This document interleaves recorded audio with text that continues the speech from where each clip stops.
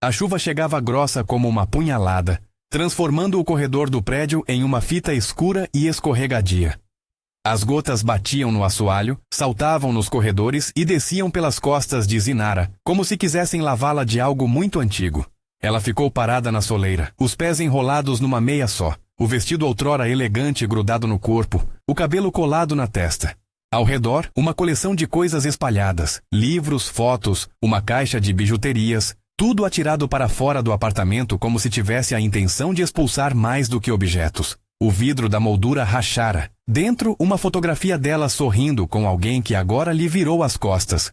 Caleb apareceu no topo da escada com um guarda-chuva fechado na mão, como se até o objeto mais prático fosse uma arma. Havia uma calma cortante nele, daquela espécie que vinha de anos de hábito em ferir devagar. Ele passou por ela sem tocá-la, os olhos baixos, e a voz saiu sem apelo. Já deu. Pega só o que quiser e some. Zinara sentiu a garganta seca. Queria dizer qualquer coisa. Queria dizer que se lembrava das noites entre eles, das promessas ao ouvido que pareciam tão firmes.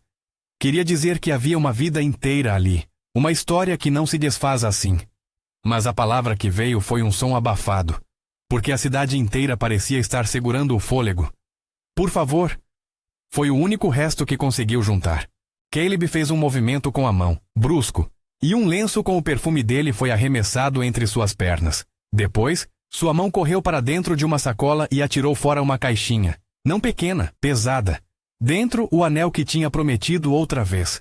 O metal rebateu no cimento, abriu um brilho curto na chuva e rolou até os pés dela. Zinara abaixou-se, sentiu o frio da água colando o vestido ao corpo, as unhas cavando o tecido. Era como se cada gota levasse embora um pedaço de coragem. Vai, ele disse. Não sou seu refúgio.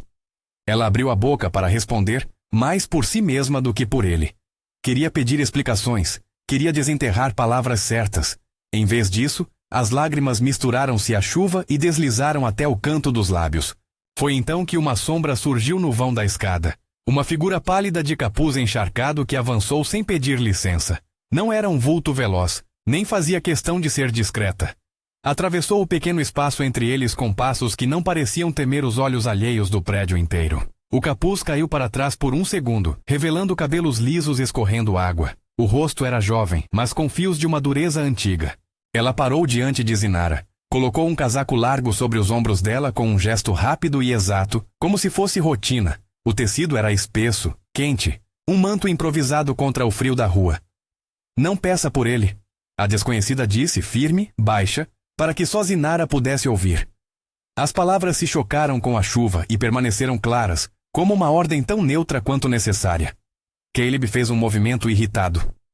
Quem é você? Perguntou, a voz agora cortando o ponto da noite. A mulher virou-se e por um instante o rosto dela ficou à mercê de uma lâmpada do corredor. Não era um rosto bonito de propaganda. Era um rosto que tinha visto coisas e aprendido a não pedir permissão para intervir. Seus olhos, escuros, avaliavam Caleb com uma curiosidade dura. Vá embora, ela disse. Ou eu chamo alguém para ajudar. Caleb riu sem humor. Não é da sua conta. É que hoje é da minha conta, a mulher respondeu. E da dela? Ele recuou um passo, olhou para o guarda-chuva e, com a indecisão de quem percebeu ter perdido a razão, girou sobre os calcanhares e subiu as escadas. O guarda-chuva permaneceu fechado, a água caindo silenciosa dele como se ele só o usasse para cobrir a própria cabeça.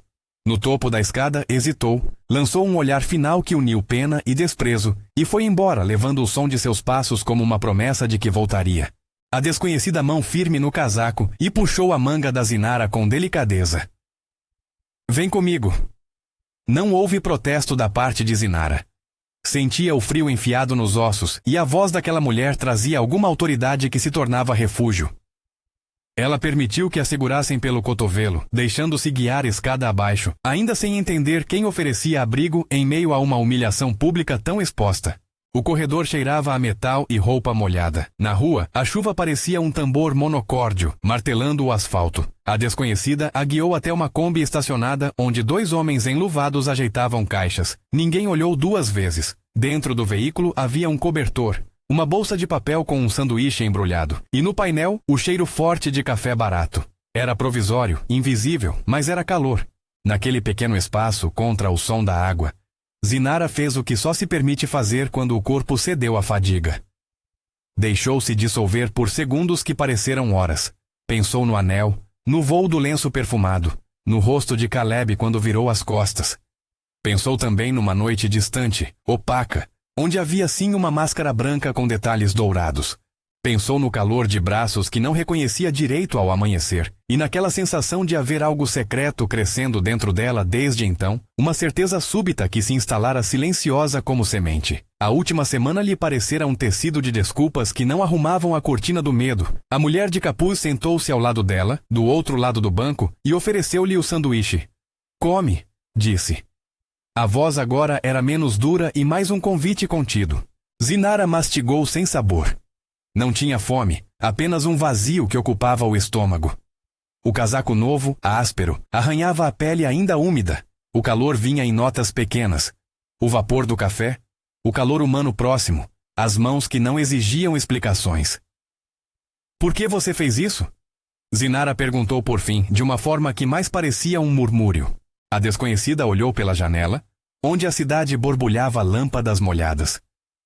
"Porque tem gente que precisa de ajuda e tem gente que não aceita que outro sofra sozinha. Além disso", ela acrescentou com um sorriso que não alcançou os olhos, "não gosto de ver injustiça na chuva." Era a resposta mais simples do mundo. Simples e por isso perturbadora. Zinara precisava de mais. Precisava saber quem era aquela mulher que cruzara seu caminho com a precisão de um socorro planejado. "Você me conhece?" perguntou. "Conheço o que aconteceu", respondeu a mulher. "Não preciso conhecer você para saber que ninguém deve ser jogado à chuva como o resto. E olhando para você..." Fez uma pausa, tocou levemente o casaco sobre os ombros de Zinara. "Parece que você guarda mais do que isso." Zinara abaixou o olhar. Havia mais, sim. Um segredo que batia no peito quando a rua se calava. Um medo do que viria quando a história dela tomasse a forma que podia. Anúncio, perguntas, olhares. Ela sentia um nó no estômago cada vez que tocava a parte inferior de sua barriga, um gesto automático, como se ali pulsasse uma resposta que ainda não tinha nome. "Não conte nada sobre mim", disse Zinara quase implorando. "Por favor." A mulher assentiu, quase como se já tivesse entendido o pedido sem precisar da palavra. "Mas a mulher que te feriu pode voltar. E não falo só do homem que atirou suas coisas." A frase fez o sangue de Zinara gelar. "Como assim?" "Há pessoas", a desconhecida começou escolhendo as palavras com cuidado, "que não perdem aquilo que consideram parte do seu domínio. Elas olham ao redor como se o mundo fosse um tabuleiro e todo ser humano fosse apenas outra peça. Se há uma criança envolvida, a obsessão tende a crescer." Zinara sentiu o corpo inteiro ficar súbito e frio. A ideia de que estava grávida não era nova. Já flutuava em sua cabeça há algumas semanas, mas ouvir alguém nomear a possibilidade e associá-la a perigo deixou tudo cravado numa clareira de medo. "Eu..." começou. Depois engoliu, depois tirou o casaco molhado de cima do casaco grosso e ajeitou-o melhor. A barriga tocou o tecido entre as pernas e por um segundo lhe pareceu que o mundo exalava em torno dela. "Tenho medo." "Ótimo", a desconhecida disse. "O medo serve. Faz a gente andar mais rápido, faz a gente procurar saída. Não quero que você vire estátua por ele." Houve um silêncio que não era vazio. A chuva continuava, e dentro da Kombi o som ecoava como um tambor necessário. Lá fora, o prédio onde ela morava ficava atrás como um palco quebrado, e ali, no banco simples, algo se movimentava. A imagem da máscara dourada, os fragmentos da noite dançando entre a lembrança e a sombra. "Como você sabe da máscara?" Zinara perguntou, vigiando a própria voz. A mão da desconhecida pousou no bolso do casaco como se fosse um gesto de rotina. Por um momento, parecendo avaliar a necessidade da revelação, ela puxou de dentro uma pequena caixa forrada com tecido escuro. Abriu-a com os dedos como quem abre uma caixa de segredos, e dentro repousava uma máscara branca, com filetes dourados que lembravam asas. Era antiga e simples, não era de festa de cinema. Havia nela uma marca, um pequeno retoque no lado direito, como se alguém a tivesse costurado no escuro. Zinara reconheceu o objeto como se fosse próprio. Seu peito apertou. Era a mesma máscara que acreditava ter perdido numa noite que estava cada vez mais nublada na memória. Memória e imaginação se misturavam. Ele, o calor de um corpo não parecido com o de Caleb. A voz que sussurrava sem precisar se explicar. A máscara tinha sido deixada ao lado de sua cama naquela manhã. Uma presença sem nome que agora batia contra a porta do presente. Onde você a conseguiu? Ela perguntou com a voz quase falhando. Achei onde foi deixada, disse a desconhecida. E também escutei coisas. Pessoas falam quando há algo valioso em jogo. É assim que eu acabo sabendo das coisas. Zinara tocou a máscara, sentiu o relevo do dorso dourado, e a lembrança desdobrou-se em pedaços. Uma música distante, uma mão que passou por sua cintura sem perguntar. A sensação de anonimato que ambos adotaram como escudo. Era tudo tão errado e ao mesmo tempo tão certo naquela noite. Agora, aquele acerto do passado surgia com as pernas bambas do futuro. Talvez houvesse alguém que ocupasse o espaço onde Caleb não estava. Alguém que podia vir cobiçar aquilo que crescia dentro dela. Você acha que é dele? Perguntou a desconhecida sem pressa. Zinara fechou os olhos como se tentar manter qualquer imagem fosse arrancar a ferida. Não sei, admitiu. Eu nem sei se ele se importa. A verdade atirou uma sombra mais longa que a chuva. A incerteza era uma máquina que trabalhava, e no silêncio, ela sentiu que havia olhos que já contavam o tempo que restava para uma decisão. A desconhecida guardou a caixa com a máscara como se fosse um item perigoso.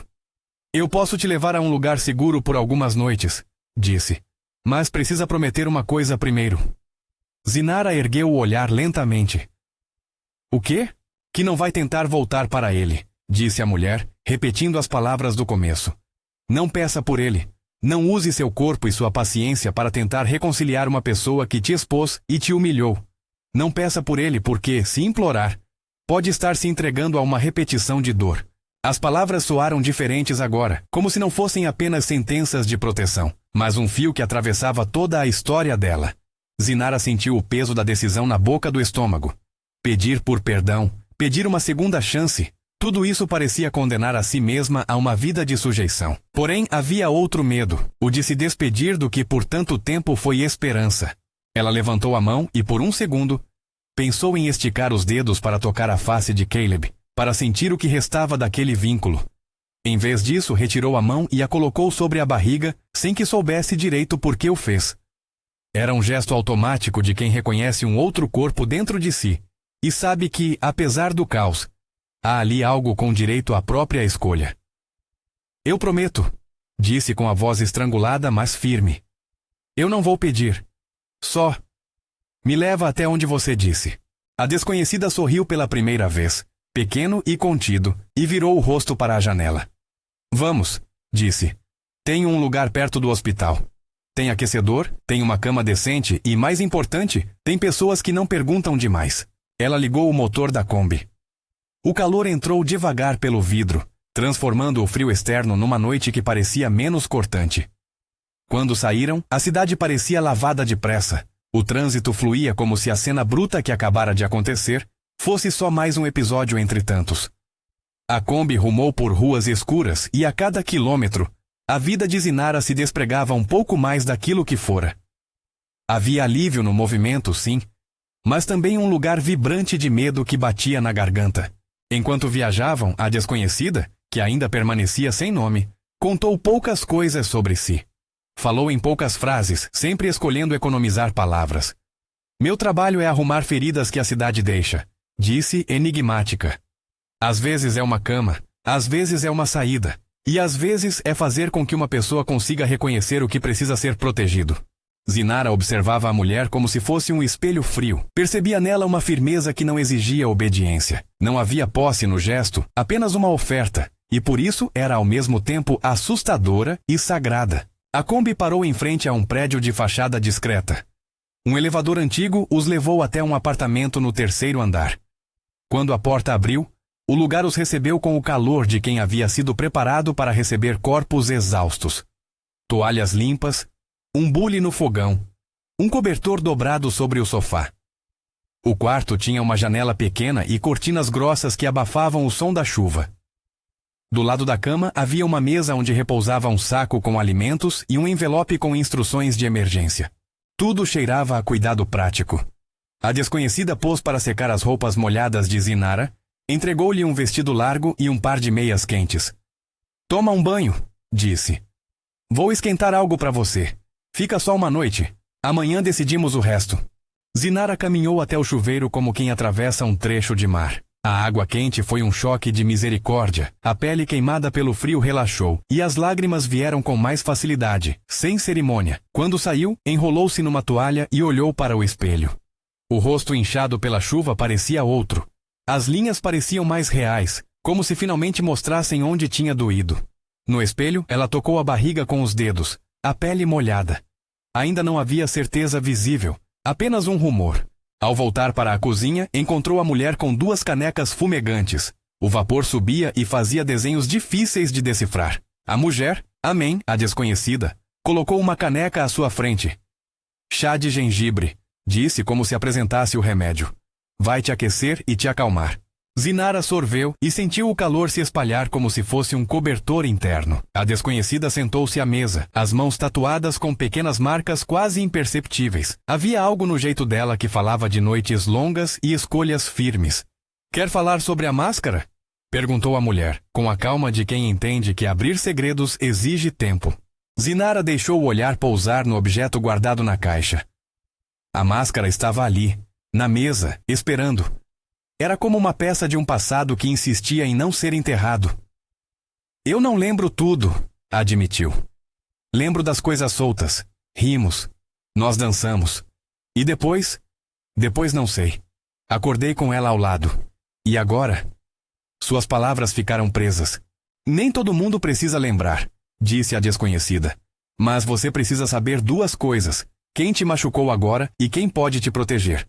Às vezes são pessoas diferentes. Ela fez uma pausa e no silêncio a cidade escreveu códigos na janela. Algo naquela pausa soou como um aviso, mas também como um convite não apelativo. Aprenda a escolher. Há semanas, continuou a mulher, alguém vem perguntando por você. Não com a sutileza de um amigo, mas com a insistência de quem quer algo. Eles ligam para apartamentos vazios, passam por vizinhanças, perguntam em bares. Você foi mencionada. O coração de Zinara acelerou como se tivesse escutado a sirene de um trem longe. Quem? A pergunta foi simples, direta. A mulher não respondeu na hora. Olhou para a máscara como se o objeto fosse um mapa. Pessoas com recursos, disse finalmente. Gente que tem olhos e medo de perder aquilo que acreditam ser delas. Se há uma criança envolvida, esse tipo de gente costuma se incomodar. Zinara sentiu-se pequena no mundo e ao mesmo tempo houve outra sensação, mais antiga, a firmeza de quem decide não ser mera vítima. O casaco que a cobriu na escada fora um gesto que não a diminuiu. Fora, ao contrário, um convite a não se apagar. E o pai? Perguntou porque precisava encaixar as bordas desse medo em algo com nome. Há um homem que aparece em histórias, disse a desconhecida. Um que não costuma errar. Ele tem uma presença que se sente em lugares onde não foi chamado. Se for ele, então as coisas ficam mais complicadas. Zinara fechou a caneca com força, como se fosse agarrar o que há de firme entre aquelas palavras. O nome não foi dito. Não precisava, talvez. O silêncio servia de ponte até o que viria. Ela pensou em Caleb. Ele não tinha a postura de quem buscaria por algo mais. Preferia destruir ruínas a cuidar do que havia dentro delas. O pensamento a fez perceber que precisava decidir rápido, com clareza. Permanecer significava ou aceitar a humilhação que havia na certa possibilidade de sermos propriedade. Fugir significava largar tudo o que conhecia e apostar no desconhecido. Eu preciso saber, disse com uma voz que agora tinha bordas. Preciso saber se estou grávida. Preciso... Engoliu em seco. Preciso de respostas. A desconhecida meteu a mão no bolso do casaco e puxou um cartão com um número. Tem um médico amigo no hospital da praça, disse. Ele faz ultrassons discretos, nos horários que a imprensa não costuma frequentar. Se quiser, posso marcar para amanhã cedo. Zinara pegou o cartão. Era um papel simples. A ponta dos dedos tremeu quando passou pelas letras. Uma parte de si queria correr, voltar atrás, pedir perdão a Caleb, arrancar o lenço de cena e fingir que nada havia acontecido. Outra parte, uma parte mais ruidosa e clara, dizia que pedir por ele seria aceitar que sua história fosse escrita por outro. Eu vou, disse finalmente. Marque, mas não quero que ninguém saiba. Ninguém. Não sabem, garantiu a desconhecida. É por isso que existe gente como eu. Por um momento, as duas ficaram olhando para o vapor subindo da caneca e a Kombi, que agora parecia mais um abrigo improvisado do que uma casa, guardava ambas como quem guarda um segredo com as unhas. Havia um fio invisível que começava a ligar uma mulher que havia sido exposta ao mundo e outra que tinha feito da discrição uma arte. O telefonema chegou como um sopro, uma voz eletrônica, sem nome, deixando um recado curto que trouxe consigo uma frieza nova. Encontrei algo, dizia a mensagem. Quem a protegeu passou por aqui. A mordida que a mensagem deixou foi imediata. A desconhecida olhou para o aparelho como se decifrasse um padrão. Eles estão mais atentos, disse. Alguém deixou um rastro. Zinara sentiu o estômago apertar. Rastro de quê? Perguntou. De nós, respondeu a mulher. Ou de você? Não sei. Só sei que te procuram. E quando te procuram, não costumam ser gentis. A sensação de que a sombra podia se aproximar a qualquer momento trouxe uma urgência nova, e com ela uma clareza. As escolhas não eram mais sobre o passado. Eram sobre o que ela protegeria dali para frente.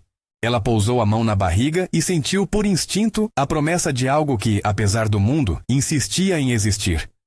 Era pequeno, indefinido, mas fez com que a chuva lá fora parecesse menor, como se o mundo estivesse reduzido a medidas que se podiam contar com as batidas de um coração. A desconhecida ficou olhando para ela, e naquele olhar havia uma oferta ainda não posta em palavras. Proteção por um tempo. Ensino de como se mover sem ser vista. Instrução de como recusar os pedidos que corroem. Amanhã cedo, repetiu a mulher. Às 7. O Dr. Kim. Discreto. Depois disso decidimos. Mas por hora durma. Durma com o casaco. Não confie em portas que estão abertas demais.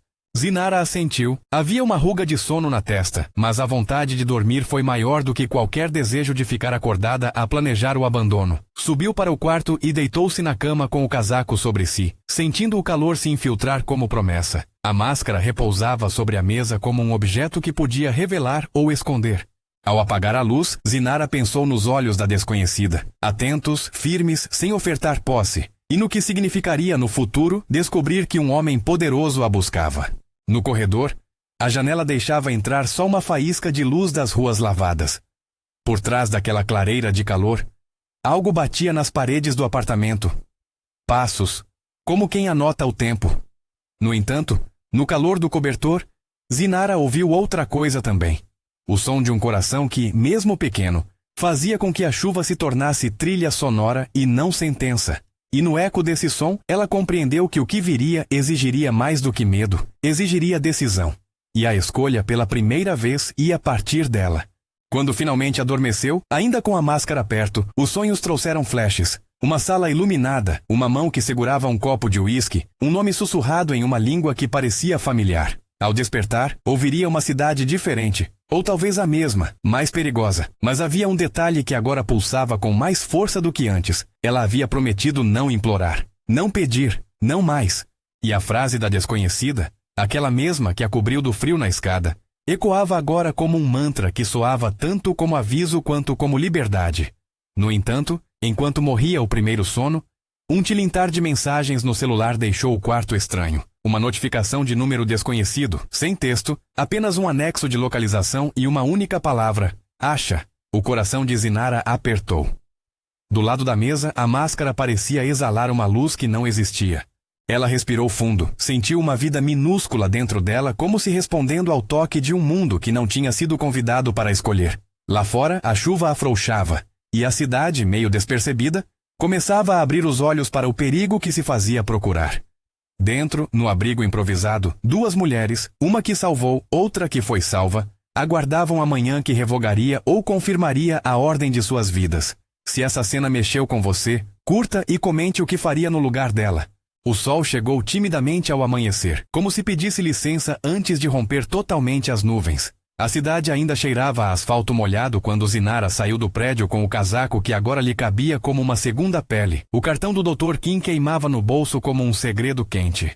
A desconhecida, que preferira não revelar nome e que Zinara aprendera a chamar, por comodidade de Maia, caminhava ao lado dela com a mesma calma contida de quem conhecia ruas e rotinas que o mundo ignorava.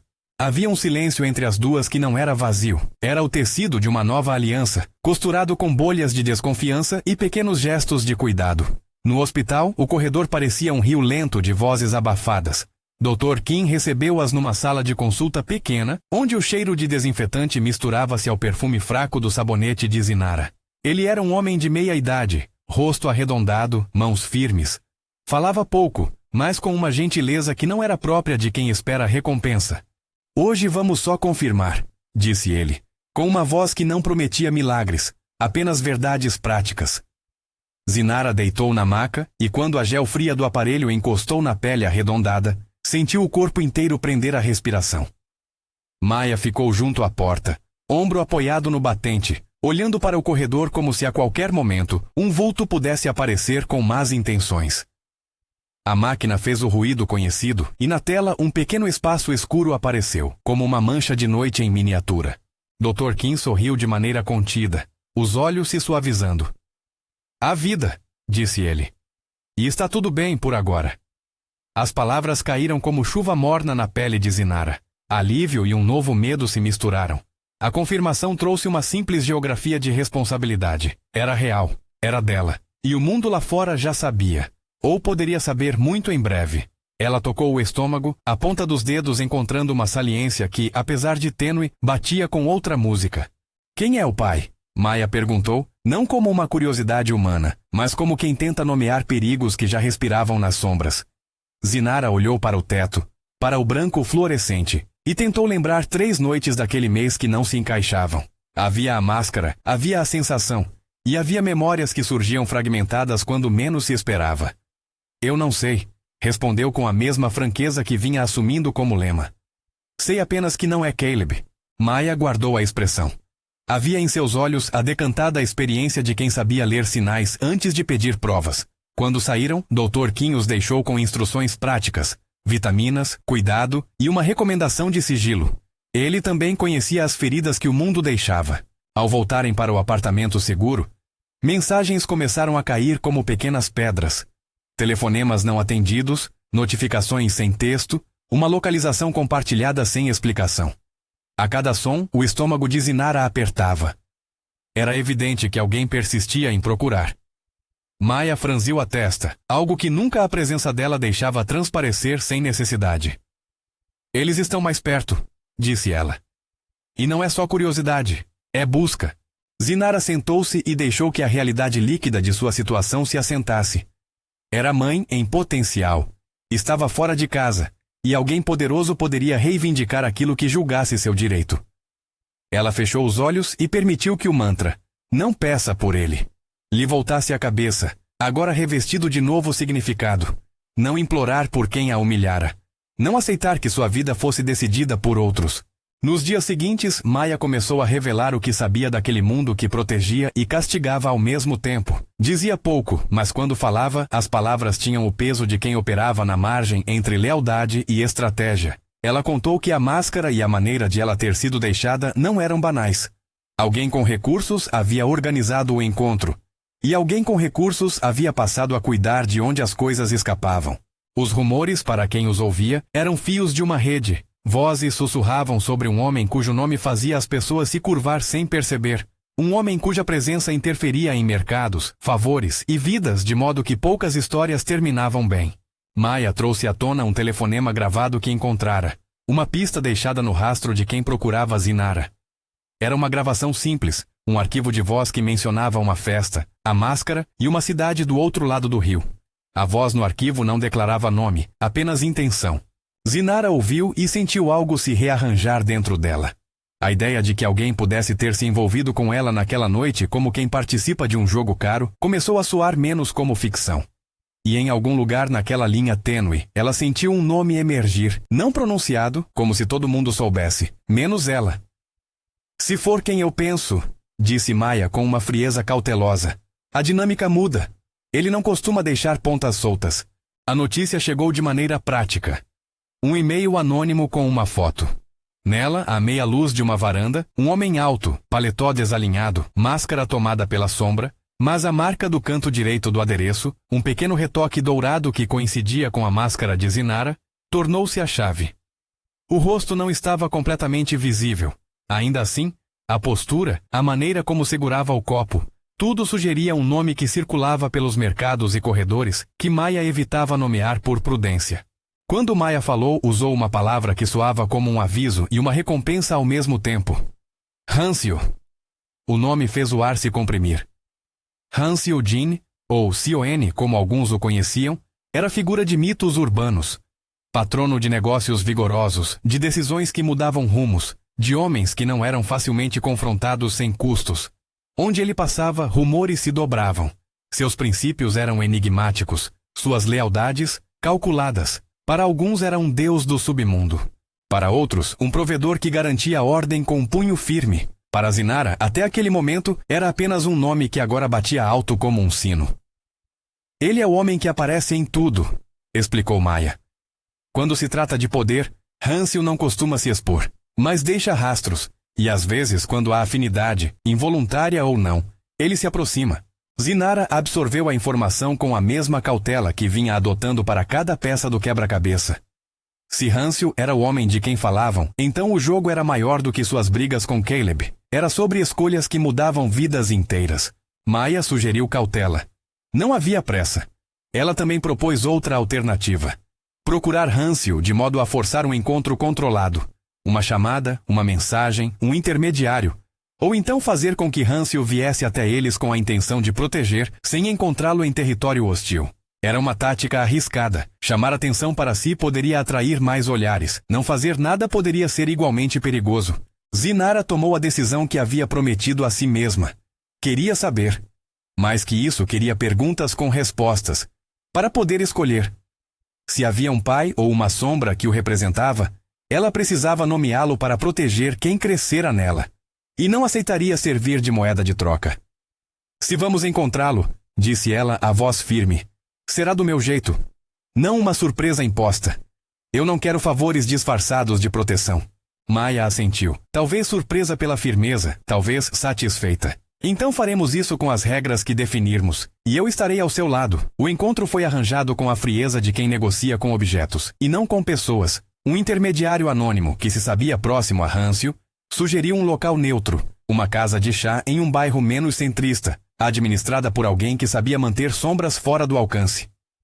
A proposta era simples, uma conversa curta, sem violência, sob garantia mútua. Zinara vestiu um vestido simples, preferiu esconder a marca da noite sob cabelos presos e levou a máscara, por escolha, não por necessidade. Era um amuleto e uma acusação ao mesmo tempo. Maia acompanhou-a. Também convidaram Dr. Kim, apenas como garantia de autoridade moral. O choque de mundos foi um espelho da vida que Zinara carregava. O encontro entre a mulher que foi humilhada e o homem que poderia ser centro de sua história. Hâncio chegou num carro escuro, trajando sobriedade. Não era a figura caricata dos rumores. Ali, diante dela, havia um homem cuja voz era baixa e cuja presença parecia ocupar o ar com política antiga.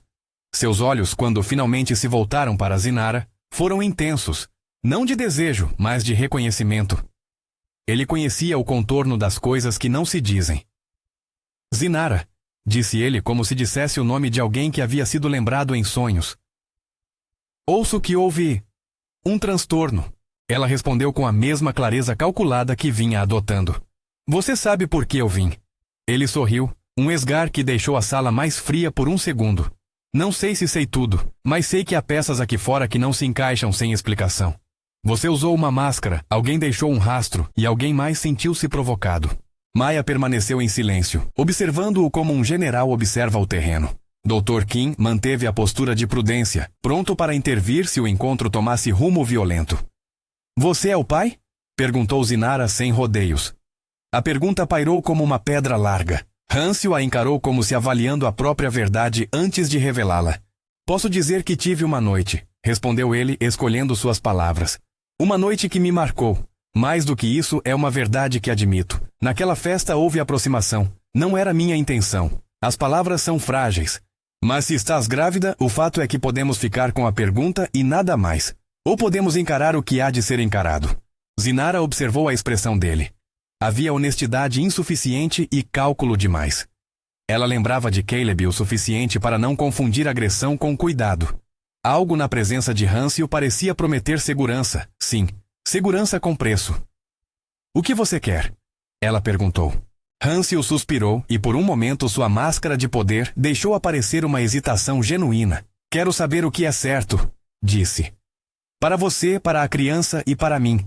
Se for meu filho, tenho responsabilidade. Mas minha responsabilidade não é possessiva. Não quero que você seja tomada como peça.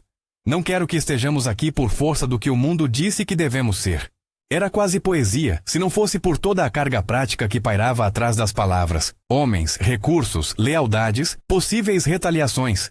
Maia, que sempre mantivera uma precisão cirúrgica, interveio. Hansel, disse ela sem cerimônia.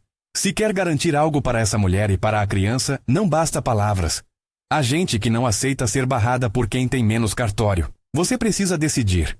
O nome de Yoon-hee Rim veio à boca de todos como um aviso calculado. Yoon-hee era ambiciosa, alguém que poderia explorar um vácuo de poder sem se importar com a vida que destruía no caminho. Se Hansel desejava proteger, teria de negociar com perigos que já esfriavam dedos por ambição.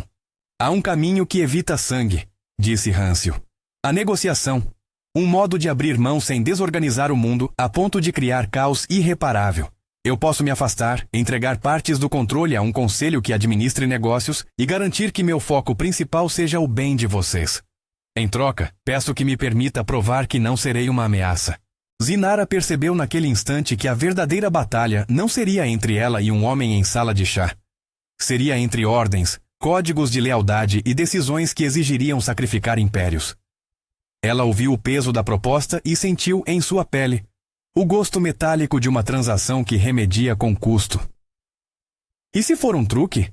Ela perguntou. Se você diz assim agora e depois ninguém consegue controlar? Então eu dou provas, respondeu ele. Auditoria dos negócios, transferência de ativos, saída planejada para um novo país com documentos. Não peço que confie só nas palavras, quero que veja as etapas. Dr. Kim franziu ligeiramente o senho. As medidas que ele via Hansel eram práticas e legais, e isso surpreendeu Zinara. O homem que governava mundos sombrios oferecia uma saída quase administrativa. Ainda assim, a saída implicava riscos. Uma renúncia de poder não passa sem inimigos reclamando. Hansel prosseguiu com uma voz que se tornava mais firme. Também pedirei garantias. Que você, Zinara, tenha autonomia total nas decisões. Que ninguém interfira sem permissão sua. Se for meu filho, eu o reconhecerei. Mas não como justificativa para tomar sua vida. Se houver condições, as cumprirei. Ela pensou nas semanas de humilhação, na mão que arremessou o anel, no lenço que cheirava a desprezo. Pensou no que significaria aceitar o que ele oferecia. Proteção sim, mas com um preço que poderia ser a própria liberdade se não houvesse controle. E então fez o que vinha aprendendo a fazer. Ela conversou consigo mesma e com o futuro. Eu não sou um prêmio que se recupera por renúncia, disse ela. Se você quiser ser pai, que seja por escolha, não por acordo. E se você quiser renunciar, que seja porque você também estará disposto a perder tudo o que isso significa. Hansel assentiu. Havia algo nas palavras dela que o tocou de modo quase físico. Não era só a perspectiva da paternidade. Era uma proposição moral. Renunciar ao poder seria um movimento que exigiria coragem e perdas reais. Ele poderia sim abrir mão, mas sabia que sua decisão repercutiria num tabuleiro maior. Eu posso perder influência, disse ele. Posso abrir mão de territórios, canais financeiros, nomes. Poderei ficar vulnerável. Mas o que não posso aceitar é que você e a criança sejam usados como moeda. Maia tomou a palavra com a frieza que servia à sua função. Então comecemos a planejar. Se vamos fazer isso, que seja feito com passos. Primeiro, garantir que Yoon-hee não use violência imediata. Segundo, colocar mecanismos legais para a transferência. Terceiro, preparar um plano de saída para vocês. Casa, documentos, segurança. O plano precisaria de recursos, e recursos implicavam favores que Hansel teria de pagar. Ele aceitou com olhos que carregavam o conflito de quem amplia um sacrifício para remediar outros. As negociações começaram. Não houve cenas cinematográficas de tiros dentro da casa de chá. Houve conversas longas e duras, mensagens crípticas trocadas, respostas que vinham de mesas de cálculo. Yoon-hee Rim, ao saber da possibilidade de renúncia de Hansel, encontrou nisso uma oportunidade. Ela exigiu mais do que a simples substituição de liderança. Queria liberdade para se mover, queria garantias de impunidade sobre certas transações, queria que a mudança não freasse seus planos. A mesa de negociação transformou-se em tribunal de intenções. Hansel negociou não com idealismo, mas com a frieza de quem sabe que deixar um cargo é sofrer um golpe moral. Ofereceu parte do seu capital a um fundo independente, propôs transferir ativos a empresas estrangeiras sob administração terceirizada, e propôs ainda que muitos de seus guardiões fossem realocados ou dissolvidos. Era um rombo em sua influência, e isso significava risco real à sua segurança. Yunhee não cedeu facilmente. Ela tentou extorquir vantagens que não envolvessem derramamento de sangue, mas que consolidassem seu domínio. Horas de conversas, ameaças veladas e a intervenção de outros players do submundo, homens e mulheres que preferiam evitar uma guerra às portas, levaram a um entendimento incerto. Hansel renunciaria formalmente a algumas de suas operações, concordaria com uma supervisão internacional e, em troca, receberia permissão para sair com uma pequena rede de leais para um país onde pudesse recomeçar com o anonimato. Em suma, ele ofereceu a renúncia com condições que limitassem o caos. A assinatura do acordo foi burocrática e silenciosa. Não houve tapete vermelho nem palmas. Havia sim vigilância. Olhos atentos, nomes riscados, clausulados, cláusulas de confidencialidade e promessas que no mundo real poderiam ser quebradas com um telefonema equivocado. Ainda assim, era um passo concreto. Enquanto isso, a vida de Zinara se enchia de pequenas tarefas que antes não existiam. Escolhas sobre pré-natal, consultas, arranjos práticos para uma casa, documentação. Ela participava de tudo, não como peça decorativa, mas como autora de sua própria narrativa. Em noites em que a cidade rugia mais alta, ela conversava com Hansel sem o efeito teatral dos encontros anteriores. Eram conversas de dois adultos que tentavam construir uma plataforma de segurança. Houve também momentos de desconforto. Às vezes, quando a noite caía, ela via nele ecos de um mundo que consumia pessoas. E nesses momentos, lembrava-se da trilha que o poder deixa. O preço que Hansel pagou foi real.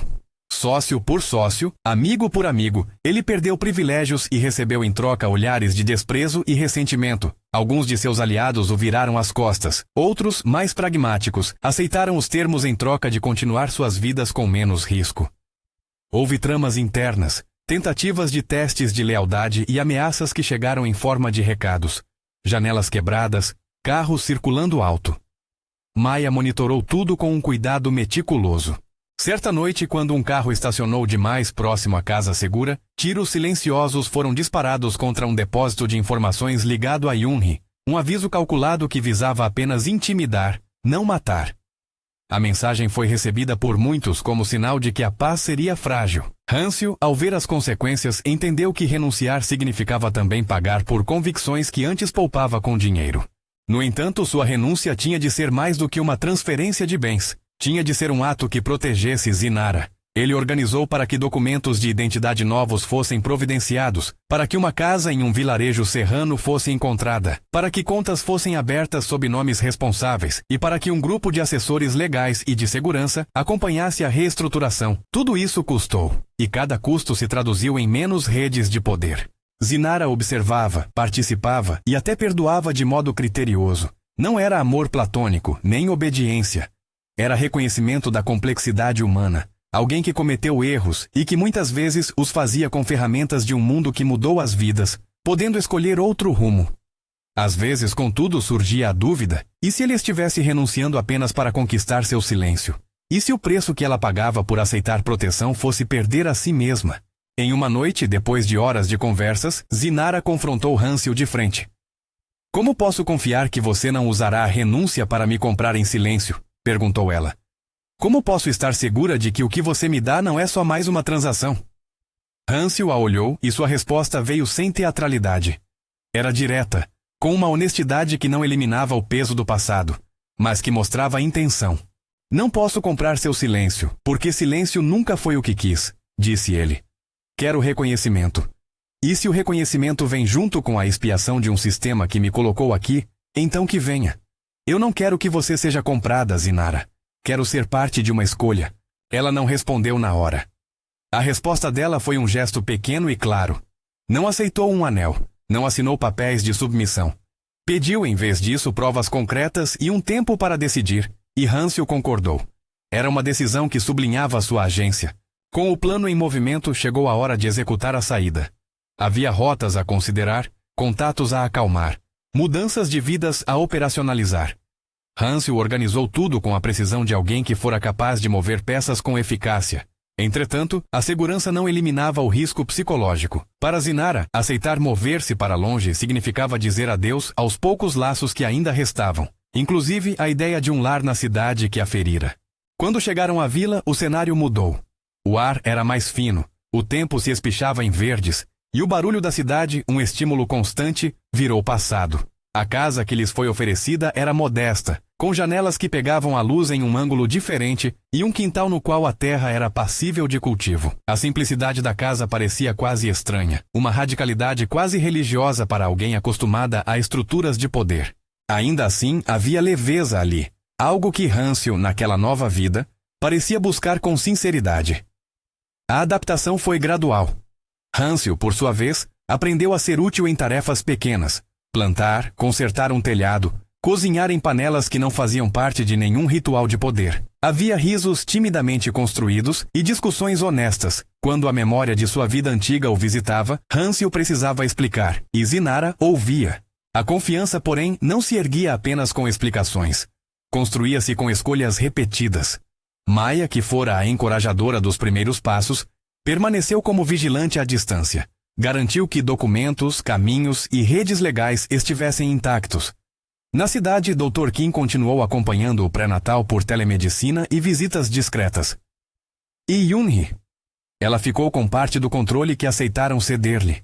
Sua ambição não fora totalmente saciada, e isso manteve o novo equilíbrio frágil. Uma corda esticada sobre um abismo. As consequências viáveis vieram. Antigos aliados de Hansel buscaram retratação. Alguns ocuparam espaços que antes lhe pertenciam. Negócios mudaram de mãos, e nem todos aceitaram o novo tabuleiro com elegância.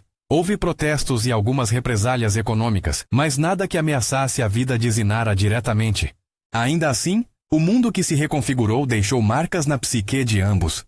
Dentro daquele contexto, Zinara descobriu novos sentidos para sua autonomia. Aprendeu a cozinhar um prato que os vizinhos chamavam de aconchego. Comprou roupas para a criança que crescia em seu ventre. Escolheu o nome que queria caso fosse menina. Um nome que significava algo ligado à coragem e ao recomeço: Amara.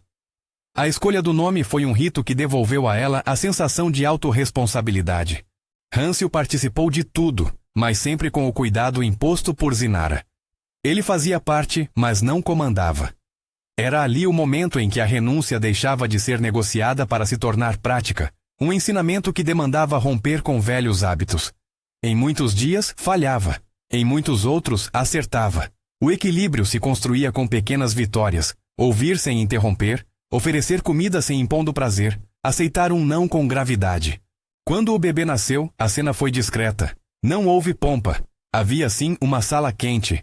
A presença serena da parteira local chamada Sra. Lenora, uma mulher de mãos calejadas que conhecia milagres de uma outra natureza, e o choro claro que atravessou a casa. Amara veio ao mundo em um amanhecer que perfumava o quintal com terra molhada. Hansel, sentado do outro lado, deixou cair uma lágrima que o assustou pela sinceridade. Maia, por perto, segurou a mão de Zinara. Não houve câmeras nem anúncios. Apenas o reconhecimento profundo de uma nova vida.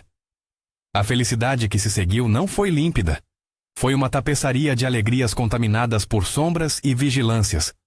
Havia ainda o risco latente de um retrocesso, de um inimigo que, insatisfeito com a perda de domínio, pudesse tentar reaver por meios violentos aquilo que considerava seu. Por isso, as noites de sono de Zinara continuaram pontuadas por cheiros de combustível e o ruído distante de máquinas que lembravam um mundo que não desaparece por decreto. Mas havia também um sentido crescente de família. Hansel provou em gestos pequenos e constantes que ouvia a cada passo. Ele aprendeu a dialogar, a pedir desculpas sem que isso soasse como uma transação, a ensinar a Amara o que havia de bom no mundo. E Zinara, por sua vez, descobriu como impor limites sem perder o calor humano. Em cada gesto havia a decisão de escolher e de se manter fiel à promessa que fizera a si mesma quando o casaco caiu sobre seus ombros. Não pedir por quem a humilhara, mas também não fechar a porta a quem escolhia reestruturar sua vida. Os anos que passaram foram de ajuste. A cidade de origem seguiu seu curso, com novas lideranças e histórias de poder que se reinventavam. Pessoas perceberam a ausência de Hansel com especulações e fofocas, cada qual interpretando a renúncia como trauma ou estratégia. Alguns tentaram enxergar nisso uma lição. Poder pode ser desfeito. Outros, apenas uma rota de escape que um homem privilegiado usara para se safar. Houve custos que se tornaram palpáveis. A perda de amigos, a sensação de exílio para Hâncio, a pressão judicial que rondou por um tempo. Mas também houve ganhos. A construção de uma rotina sensível, a liberdade que Zinara conquistou para escolher, e a primeira vez que Amara sorriu no colo da mãe sem que alguém intermediasse. Em uma tarde de outono, quando as folhas caíam em ritmos lentos, Zinara sentou-se na varanda com a menina no colo. Amara tinha o olhar curioso de quem descobre o mundo a cada som. Hâncio aproximou-se com uma xícara de chá, e Maia, observando a distância para garantir que tudo permanecia sob equilíbrio, sorriu com uma satisfação delicada. Você se lembra? Disse Zinara, olhando as gotas que ainda brilhavam nas bordas das folhas. Da primeira noite? Hâncio assentiu. Havia uma sombra de arrependimento nos olhos que ele não mais tentava esconder. Lembro, respondeu ele. Aquela chuva, o casaco. O que eu teria pensado se tivesse lhe encontrado naquela escada? Talvez você tivesse pensado muitas coisas, disse ela. Mas o que importa é que alguém me cobriu, e que eu aprendi a não pedir. Hâncio olhou para Amara, que se agarra com força ao dedo dele, e então voltou o olhar para Zinara. Obrigado por me deixar renunciar, disse ele. Obrigado por me obrigar a escolher. Ela sorriu, um sorriso que não era concessão nem apelo, era a confirmação de uma escolha, e naquele silêncio de coisas pequenas, o mundo parecia um pouco menos ruidoso. A história deles não foi um conto de fadas em que todos os problemas desaparecem. A vida continuou a demandar decisões duras, reparações e vigilância. Houve momentos em que a cidade lembrava e enviava ecos, notícias esparsas, rumores das antigas casas de poder. Mas a escolha de cada dia era feita em um quintal onde plantas cresciam e papéis eram assinados com o cuidado de quem preserva um futuro. Anos depois, quando Amara já sabia falar palavras tortas e correr pelo gramado, Zinara encontrou no armário a máscara branca e dourada, guardada não como um relicário de culpa, mas como um pedaço do que ela havia sido e do que havia deixado para trás. Colocou-a na prateleira, entre livros que falavam de novas rotinas, e sorriu. Não havia desejo de apagar o passado, havia apenas o acerto de contas com ele. Numa tarde em que a chuva retornou, agora mais mansa, cobriu-se com um casaco parecido com o que lhe foi oferecido anos antes. Hâncio, ao vê-la, lembrou da primeira cena como se fosse um filme antigo. Em silêncio, ele voltou-se para ela e disse: Não peça por ele. A frase veio dita sem ironia. Não era ordem, era lembrete. Não era imposição, era reverência. Era a recordação de um princípio que, no começo, fora vida salva, e que depois se tornou um modo de honrar escolhas. Zinara sorriu, e pela primeira vez a frase não soou como um limite imposto por outrem, mas como uma bandeira que ela criara. Ela segurou a mão do marido, não um senhor de império, mas um homem que aprendera a renunciar, e a da filha que ria no colo. Olhou para o jardinzinho que crescia e sentiu que a proteção verdadeira era construída em escolhas repetidas, em dizer não ao que lhe diminuía, em dizer sim ao que a fortalecia, em estabelecer limites que garantissem a autonomia. No fim, a história fechou como a chuva no telhado. Havia ruídos, havia memórias, havia rastros do mundo antigo, mas havia também um futuro que se tecia, com noites menos vazias e manhãs em que ninguém mais precisava implorar. E quando ela cochichou para si mesma ou para quem quisesse ouvir, a frase que iniciara tudo voltou a soar leve. Não peça por ele. E dessa vez, foi um conselho que se transformou em promessa, de proteção, de autonomia, e de que a vida que vinha, pequena e insubmissa, teria o direito de escolher seu próprio caminho. Se essa história tocou você, inscreva-se no canal e compartilhe com alguém que precisa ouvir sobre coragem e recomeço.